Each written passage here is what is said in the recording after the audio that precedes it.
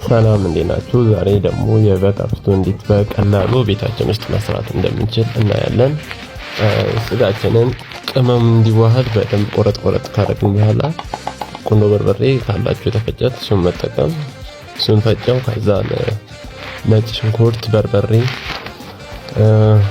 ከዛ ቁንዶ በርበሬ፣ ቅመሞች ሌሎችንም አንድ ላይ አድርገን ካቀላቀልን በኋላ ሲዝል እናደርገዋለን ማለት ነው። ሞር በደንብ እንዲል ማሪኔት እንዲያደርግ ኦቨርናይት ብታሳድሩት ፍሪጅ ውስጥ አሪፍ ነው። እኔ እንደዛ ነው ያደረኩት። ይሄንን ካረኩ በኋላ በደንብ ከተዋሃደ በኋላ ጨውም ጨምሬበት የተወሰነ ወደ ፍሪጅ ይገባል ማለት ነው። በንጋታው ከፍሪጅ አውጥተን ወደ መጥበስ ፕሮሰስ ነው ማለት ነው የምንሄደው። ያው ሲጠበስ ጊዜ ሲበስል በደንብ ሞር ክራንቺ እንዲሆን ስንበላው ጊዜ አሪፍ ቴስት እንዲሰጠን ያደርጋል እና በእሳት በከፍተኛ ሙቀት እንደዚህ እንጠብሰዋለን ማለት ነው። የተወሰነ ደቂቃ እያገላበጥን ከአንድ ወደ አንዱ እና የበግ አርስቶ መስራት ብዙ ከባድ ነገር አይደለም። በቤታችን ባለ ማቴሪያል ኢዝሊ ልንሰራ የምንችለው ነገር ነው እና ደግሞ ሁሌ ቅቅል ከመብላት አንዳንዴ እንደዚህ ወደ ያለ ነገር መሞከርም ቆንጆ ነው እና የተወሰነ ዘይት አድርገን እንደዚህ እያሽከረከርን እያገላበጥን እንጠብሰዋለን ማለት ነው። እና ይሄ ቪዲዮ ጠቃሚ ሆኖ ከታያችሁና ከተመቻችሁ ላይክ፣ ፎሎ ማድረግ እንዳትረሱ፣ ሼርም እያደረጋችሁ ያው እንግዲህ ካለን ሼር እናደርጋለን ማለት ነው።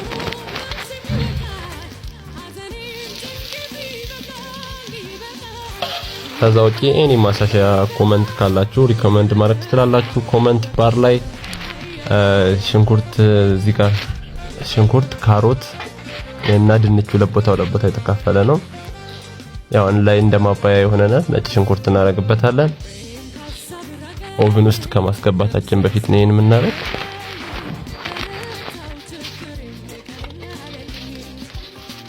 ከዛ በኋላ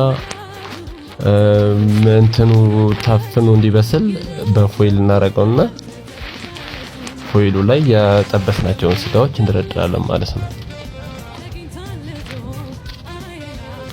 ከዛ ይሄን ካረግን በኋላ ኦቨን ውስጥ ከተን ለረጅም ሰዓት በሎ ሂት እንዲበስል ማድረግ ነው። ምክንያቱም በደንብ ልስልስ ያለ አይነት ስጋ እንዲሰጠን እንደዛ ብናረግ አሪፍ ነው ባይኔ። በሎ ሂት ለረጅም ሰዓት ቢያንስ ለ2 ለ3 ሰዓት ለ4 ሰዓት ለ5 ሰዓት እንደዛም ቢበስል ምንም እንትን የለውም።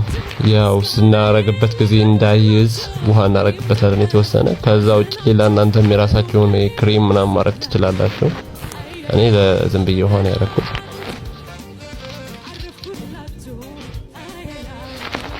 እና እንግዲህ ይሄን ይመስላል።